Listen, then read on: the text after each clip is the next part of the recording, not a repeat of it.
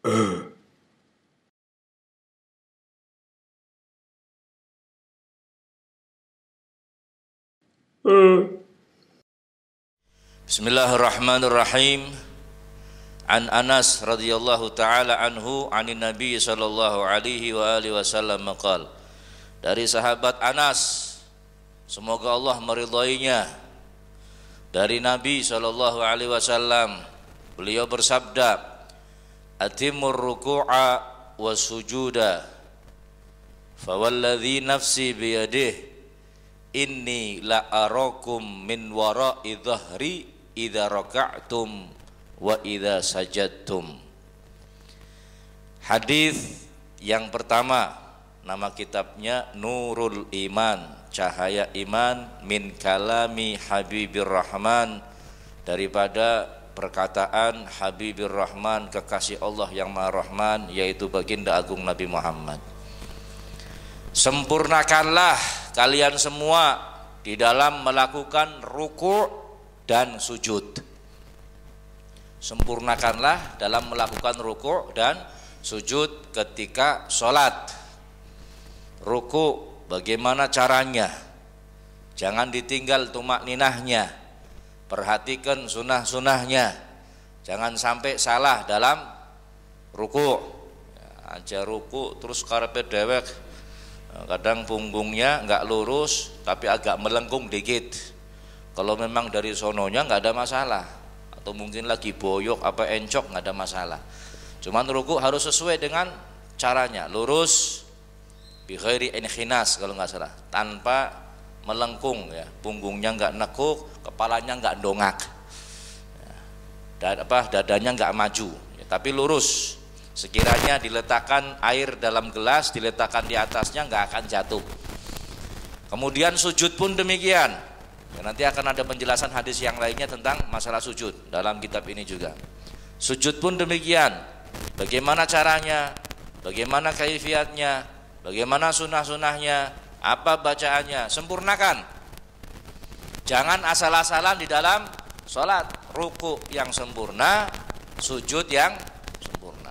Fawalladzi nafsi biyadihi, demi Allah yang nyawaku ada dalam genggamannya, kata Rasulullah.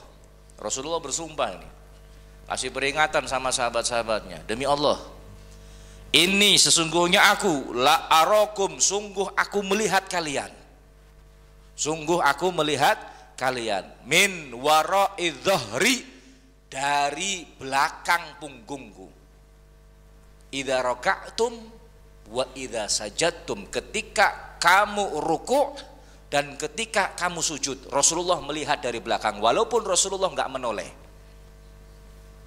Ini hebatnya Nabi Muhammad SAW. Walaupun memang ada ulama yang memberikan arti lain, tapi sebagian ulama berpendapat bahwa memang benar Rasulullah melihat orang yang di belakangnya tanpa menoleh, seakan-akan ada mata di punggungnya ini. Nabi Muhammad nggak bisa dibohongin. Sekalipun madep ke sana, ngelihat belakangnya apa sih, lagi udak-udak mobil katon, misalkan, kelihatan ini. Kadang-kadang ketika orang nggak dilihat, ini kadang-kadang seringnya nyeleneh.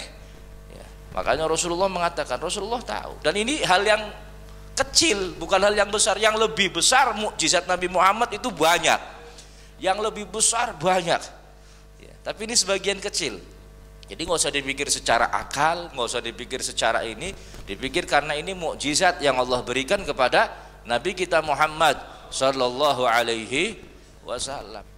Bib, itu masih hidup, mungkin mukjizat. Sampai detik ini pun Nabi Muhammad melihat kita.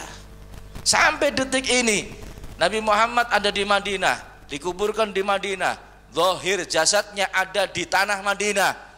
Tapi ketahuilah, walaupun Nabi Muhammad SAW meninggal dunia, tapi tetap memperhatikan kita, setiap gerakan kita. Hayati khairul lakum wa mamati khairul lakum. Hidupku baik untuk kalian, wafatku pun baik untuk kalian. Jadi bukan hanya hidupnya Rasulullah, meninggalnya Rasulullah pun baik untuk kita. Kenapa baik meninggalnya Rasulullah? Ketika Rasulullah sudah wafat, kemudian melihat umatnya melakukan satu perbuatan baik, melakukan satu amalan. Kita semua kumpul di tempat ini, di Masjid Zainal Fajri. Rasulullah melihat kita.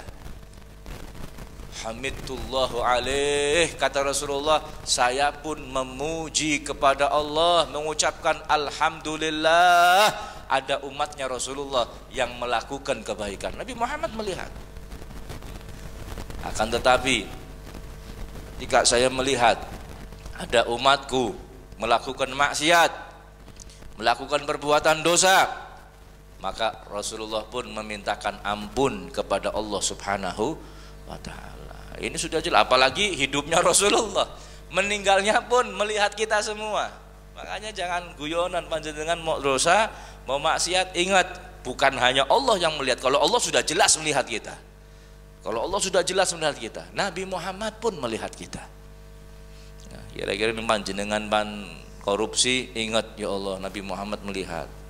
Orang yang punya akal pasti akan malu ya, besok mengharapkan syafaat dari Nabi Muhammad, tapi hidup di dunianya selalu bermaksiat kepada Allah, melanggar apa yang diperintahkan Allah dan Rasulnya Muhammad sallallahu alaihi wasallam. Dan banyak sekali mukjizat Nabi Muhammad, karomahnya para aulia, karomahnya para wali-wali Allah Subhanahu wa ta'ala. Maka hal yang semacam ini enteng bagi Nabi Muhammad, melihat di belakang enteng ya, jadi seakan-akan kayak ada matanya, cuman nggak ada matanya. Kapan jenengan mikir Kanjeng Nabi berarti ana matanya nang burine, enggak, tapi pandangannya tembus, jangankan ke belakang, ke arsy Allah tembus, jin dan semuanya Rasulullah bisa melihat ya. Ini kehebatan dari Nabi kita Muhammad sallallahu alaihi wasallam. Maka itu hadirin yang dimuliakan Allah, dalam sholat pun demikian.